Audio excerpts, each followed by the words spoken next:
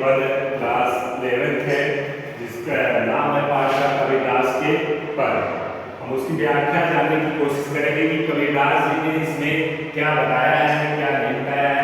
देखिए, कबीरदास जी के बारे में पढ़ने से पहले आपको यह जानना जरूरी है कि कबीरदास जो है बाह्य आडंबर का विरोध करते हैं। उनका मानना है कि ईश्वर एक है।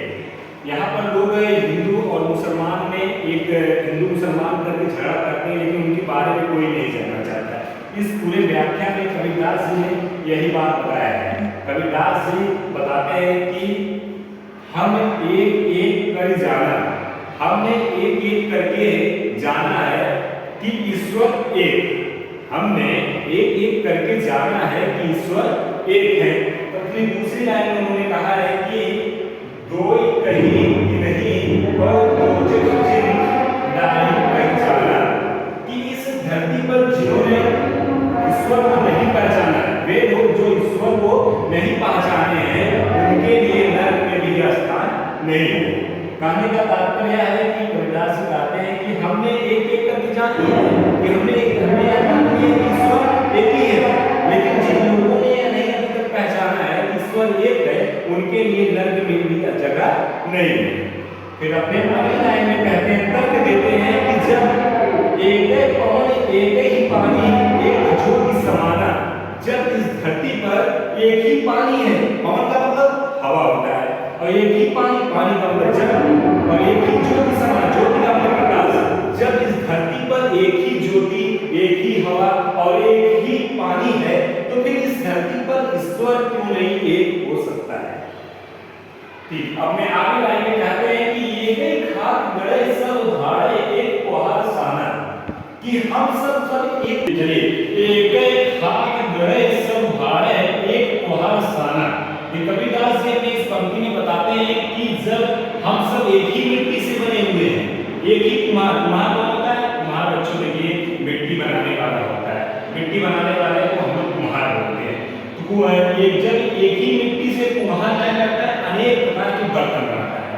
लेकिन उसके यहाँ पर कबीरदास बताते हैं कि हम सब जब एक ही मिट्टी के बने हुए हैं, एक ही कुम्हार द्वारा एक ही बर्तन, एक ही मिट्टी के कई बर्तन बनाए जा सकते हैं, तो क्यों ना ईश्वर को हम एक माने। आगे कहा है कि जैसे बाड़ी काष्ठ ही काटे अग्नि ना काटे कोई, तो जिस प्रकार बाड़ी काष्ठ काटे, कहने का तात्पर्य जिस प्रकार लकड़ी को तो काट सकता है, लेकिन अग्नि ना काटे कोई, लेकिन अग्नि को वह नहीं काट सकता। उसी प्रकार हम ईश्वर को तो अलग अलग मान सकते हैं, लेकिन हम ईश्वर को हम अलग अलग मान सकते हैं, लेकिन हमें ईश्वर को एक मानना चाहिए। फिर आगे कहा जाता है कि सब घाटी अंतर ही तू ही व्यापक धरे सब घट के अंदर। फिर कहा है कबीरदास की परमात्मा जो है वो प्रत्येक शरीर में व्याप्त है। क्या है? परमात्मा प्रत्येक शरीर में व्याप्त है, लेकिन वो अपने शाश्वत रूप में है। वो अपने शाश्वत रूप में है कि वह सभी रूपों में अलग अलग रूप धारण करता है। उसको जहां पर जैसी जरूरत होती है वैसा स्वरूप धारण करेगा। अच्छा, आप लोग बताइए कि ईश्वर तो हर जगह विद्यमान है, बस हमें समझने की बात है। अभी आप कहीं जा रहे हैं, मान लीजिए रोड पर जा रहे हैं, बहुत सुनसान जगह है और बाइक से जा रहे हैं, अचानक आपकी बाइक का ब्रेक बंद हो जाए, तो उस समय कोई भी व्यक्ति आके अगर आपकी सहायता करता है तो ईश्वर तो आपके लिए वही हुआ।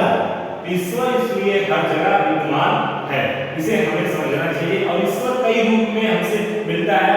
कबीरदास जी मानते हैं कि ईश्वर हर जगह विद्यमान है। लास्ट में कहते हैं माया देख के जगत लुभाना काहे रे मन गवाना। कबीरदास जी इस पंक्ति में बताते हैं कि हे समाज के लोग माया देखते, माया मतलब धन दौलत से लिया है कि तुमने धन दौलत को देखकर तुम लालच तुम्हारे अंदर आ गई है, यानी कि तुम धन दौलत को देखकर तुम्हारे अंदर घमंड हो गया है। तुम क्यों गर्व काहे रे नर गवाना, हे मनुष्य तुम क्यों गर्व महसूस कर रहे हो? तुम इस धन दौलत को देखकर लालची ना हो, तुम काहे अपने आप पर गर्व महसूस कर रहे हो। देखिए लास्ट टाइम में कहते हैं कि मेरे वही भया कुछ नहीं व्यापे कहे कबीर दीवाना। कबीरदास जी कहते हैं कि जो व्यक्ति अहंकार से मुक्त हो जाता है, जो व्यक्ति अहंकार से मुक्त हो जाता है, वह भयहीन हो जाता है, उसे किसी प्रकार का भय नहीं लगता है। यह कबीरदास कबीरदास देखिए, इससे हमें काव्य को पढ़ने से यही सीख मिलती है कि कबीरदास जी के विचार जो हैं बिल्कुल सत्य हैं, हमें इन विचारों का अनुसरण करना चाहिए। इनका सीधा सा एक ही बात है कि हमें ईश्वर में उतना ही विश्वास करना चाहिए जितना कि दिखावेपन की भक्ति से दूर है। हमें दिखावापन बिल्कुल नहीं करना चाहिए, आडंबर के प्रति कभी नहीं जाना चाहिए। ठीक, आज क्लास यही समाप्त हुई, बाकी अगला पाठ्यांश हम लोग अगले दिन पढ़ेंगे। ठीक।